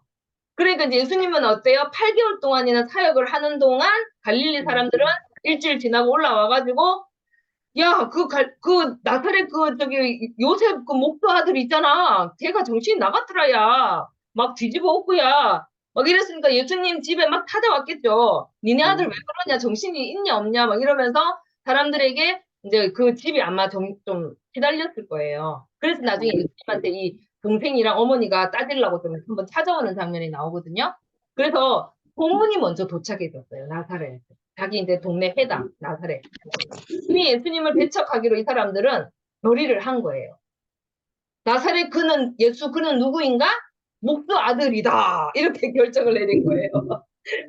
그래서 나사렛 회당 원로들은 우리는 너를 선지자로 보지 않아. 네가 응애응애 태어나가지고 응애는 아니지. 12살부터니 그죠? 어릴 때부터 아버지 밑에서 목수 일 도와주던 걸 내가 봤는데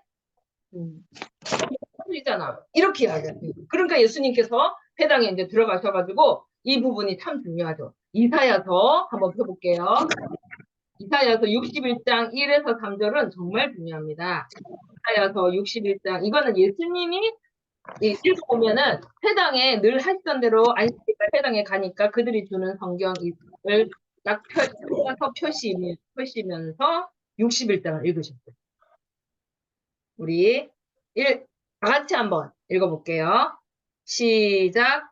주 여호와의 영이 내게 내리셨으니 이는 여호와께서 내게 기름을 부으사 가난한 자에게 가난한 자에게 아름다운 소식을 전하게 하려 하심이라.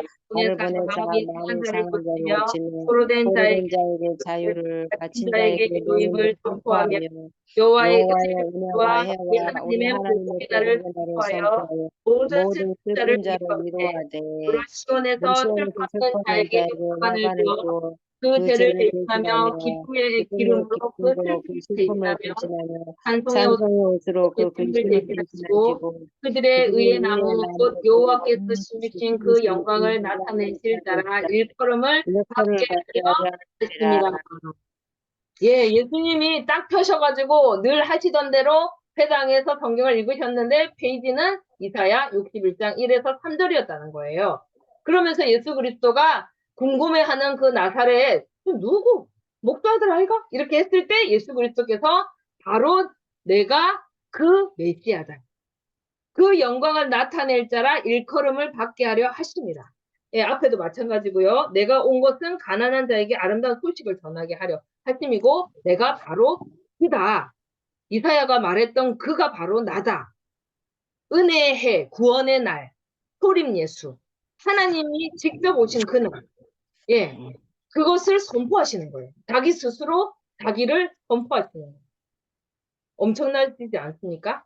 그래서 결국 이 사람들이 논쟁 끝에 이 사건이 나오는데 예수님 막 끌고 가서 막 떨어뜨려가지고 죽이려고 하니까 예수님이 딱 피해가지고 이제 이사를 하시는 장면이 나와요. 가버나움으로.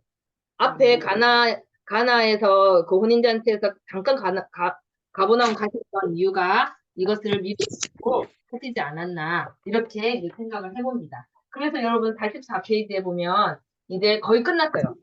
거의 끝나서 제가 왜 여기까지 하냐면 두 번째 유월절이 오늘 안 할 거거든요. 오늘 첫 번째 유월절에 뭘 했다고요? 성전 청결을 했다. 그거 꼭 기억하시면 되고요. 엄청난 사건이고 예수님의 일생을 정말 죽음으로 몰아넣어가는 어떤 그런 사건이었어요. 그렇지만 하나님은 오셔서 꼭 해야만 하는 사건. 제일 마음이 답답했던 사건. 아까 가나 혼인잔치, 그 다음에 그 성전 청결 사건. 예. 자, 그러면은 가버나움으로 이사하신부터는 다음 시간에 할 건데요. 화면을 오늘 PPT 하나도 안 봤거든요. 그래서 PPT를 잠깐 보면서 여러분아 지금 이거 또 왜 수립을 하니? 잠깐만요. 상태가 자 우리가 이거 지난 시간에 이게 이제 한 바구니에 담아서 예수님의 일생에 대해서 오늘 좀 여러분 필기도 많이 하셨고 힘드실 줄 알지만 마지막 정리를 하고 좀 마치려고 하는데요. 자, 아까 공생애는 아까 30세쯤 되었을 때 자, 예수님의 사생애와 이런 것들이 쭉 나오고요. 여기 조금만 더 노트북이 이렇게 상태가 빠르지 않아요.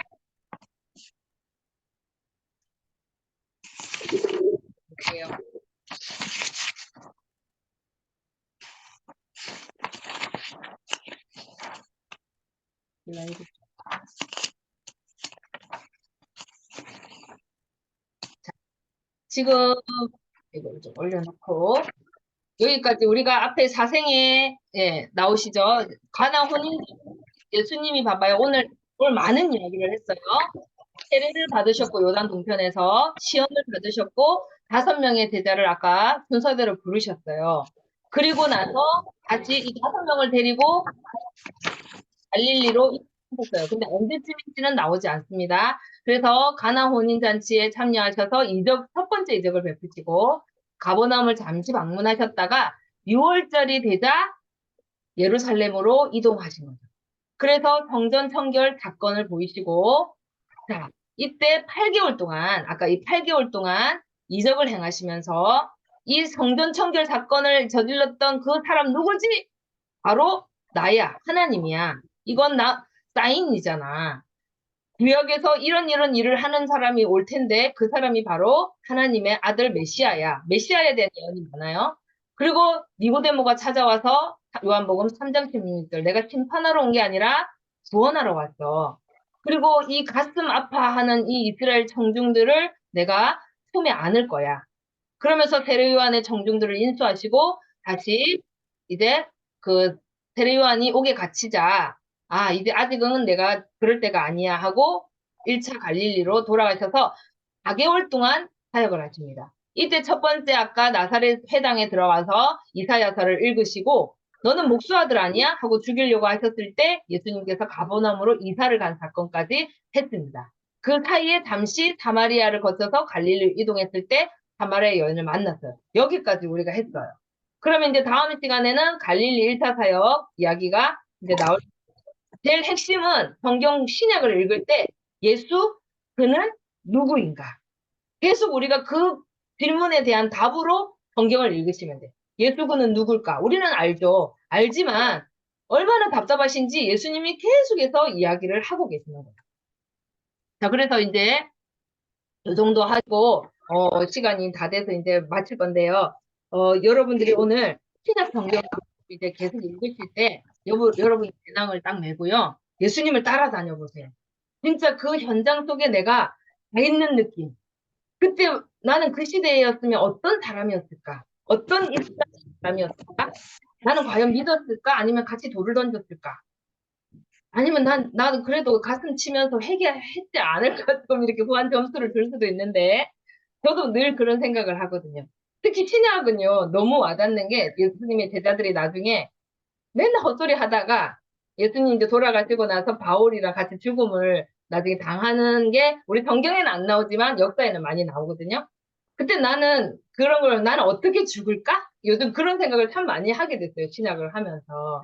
여러분들이 그 니고데모와의 대화 속에서도 내가 이렇게 좀 3인칭으로 이렇게 한번 바라보고 있고, 사마리아 여인하고 예수님이 얘기를 하고 있을 때도 내가 한번 좀 바라보고 있고, 그래서 내가 그 현장에 좀 있게 해주세요. 신약을 읽을 때 내가 그 현장에서 예수님이 그 정신없이 엎으실 때 그 장면을 내가 보고 있는 것처럼 하나님이 그런 역사를 일으켜 주실 거라고 믿어요. 그래서 옛날에는 이렇게 평면으로 읽혀졌던 신약 성경이 이렇게 막 현장 속에 서라운드로 막 이렇게 들리면서 내가 그 현장에 가 있는 그런 체험들이 여러분 앞으로 이제 마태, 마가, 이제 누가 읽을 거잖아요. 근데 그냥 누가 요한 다 읽어주세요, 그냥. 이번 주에는. 그래서 누가 요한복음까지 읽으시면 사복음서가 완성이 되거든요. 그리고 이제 계시록을 읽어야 될 게 많기 때문에 여러분들이 이제 이번 주는 마태, 마가, 그다음 누가 읽을 차례인데 누가하고 요한까지 같이 읽어주시면 더 좋겠어요. 왜냐하면 요한복음이 사역의 앞부분이거든요. 그래서 요한복음을 좀 사실은 먼저 읽어주시는 게 좋겠어요. 그래서 누가보다는 요한복음을 먼저 읽어주세요. 만약에 안 되면 요한만 읽으시고 되면 누가 요한을 다 읽으시고 누가인의 입장에 그러니까 우리 입장을 대변하고 요한복음은 그야말로 주석을 해놨어요. 그러니까 사실은 마태 마가를 읽으셨으니까 이제 누가 요한을 읽으시면 이번 주가 은혜가 될 겁니다. 그래서 우리 이 시간에 그 현장에 좀 있게 해달라고 그런 체험을 해서 여러분 증인이 뭡니까? 그 현장에서 봐야 증인이 되죠. 여러분 증인이 될 생각이 없으시니까 대충 성경 안 보는 거 아니에요? 되기 싫어가지고 증인 잘못하면 이제 큰일 나잖아요. 근데 내가 증인이 돼야 되려면 내가 그 현장에 있어야 돼요. 성경을 안 보니까 증인도 안 되시는 거예요. 근데 예수님의 진짜 제자가 되려면 성경을 보고 내가 그 현장에 있게 해주소서. 여러분, 그 성령의 아까 애통해하는 그 심령 속에 나도 있고, 그 회중 속에 나도 있고. 그래서 예수 그리스도의 메시지가 나한테 계속 들려주게. 그렇게 해달라고 여러분들이 하나님 앞에 간절히 기도할 때, 특히나 여러분 가족을 위해서. 요한이 회개하라. 예. 그 날이 가까웠어. 정말 회개에 합당한 열매를 맺어. 막 그렇게 소리 질렀을 때 광야에서 그게 우리 가족, 내 자식에게, 내 남편에게 그런 메시지가 좀 들리게 해주십시오. 이렇게 여러분들이 나에게도 들리지만 우리 가까운 사랑하는 이들에게도 그 구원의 메시지가 들리게 해달라고 이 시간 잠시 기도하겠습니다. 1분만 기도할게요. 여기 계신 아버지 하나님, 아버지 하나님 은혜로 아버지 하나님 주여 역사해 주시옵소서. 아버지 정말 그리스도의 사역을 볼 때 눈이 되게 하여 주시고 아버지 말씀이 아버지 정말 현실감 있게 느껴질 수 있도록 주님 성령의 역사가 덧입혀지게 하여 주시고 아버지 하나님의 심령이 아버지 우리 가운데 임하고 주시옵소서. 아버지 좁혀져 있는 심령에 정말 생명의 메시지가 들려지게 하여 주시고 아버지 하나님 세례 요한이 정말 외쳤을 때 그 외침이 우리 가족들 우리 이웃들 아버지 알지 못하는 친구들에게 들려지게 하여 주시옵소서. 아버지 오늘도 말씀을 읽으며 이제 수천 년의 세월을 지나 지금 내 나이가 정말 1973년도에 내가 태어났다는 것이 예수 그리스도를 기준으로 이 역사의 주인이 예수 그리스도임을 우리가 이 시간에 또 배우고 있습니다. 이제 하나님이신 예수님이 직접 말씀이 육신이 되어 이 땅에 거하시면서 행했던 그 일을 배우는 정말 가장 중요한 시간들입니다. 우리가 소중하게 여기고 예수님의 그 사역, 예수님의 그 발 뒤꿈치를 우리가 잡고 따라갈 수 있는 그런 은혜를 체험하게 하여 주시옵소서. 아멘. 그 현장에 내가 있어서 정말 예수 그리스도의 그 모든 현장들을 하나하나 따라가는 눈으로 보는 그런 신기한 체험을 하게 하셔서 제가 예수 그리스도의 증인이 되게 하여 주시옵소서. 아멘. 그리고 그 예수 그리스도의 생명의 그 선포와 세례 요한의 그 심판의 선포가 나에게도 들려지게 하시고 우리 이웃에게도 그 메시지가 다 들려지게 하여 주셔서 아버지 하나님 회개의 역사가 생명의 역사가 구원의 역사가 일어나게 하여 주시옵소서. 아버지 아멘. 성경하는 동안 저희들이 정말 성경을 읽을 때에 아버지 하나님 성령이 크게 역사하셔서 아버지 그 시대에 그 예수님이 진짜 목 놓아 하고 싶었던 그 음성이 내 심령 깊은 곳에 들려지게 하는 놀라운 역사가 있을 줄 믿습니다. 아멘. 예수 그리스도 이름으로 기도합니다. 아멘. 감사합니다. 수고하셨습니다. 네, 감사합니다. 네, 수고하셨어요.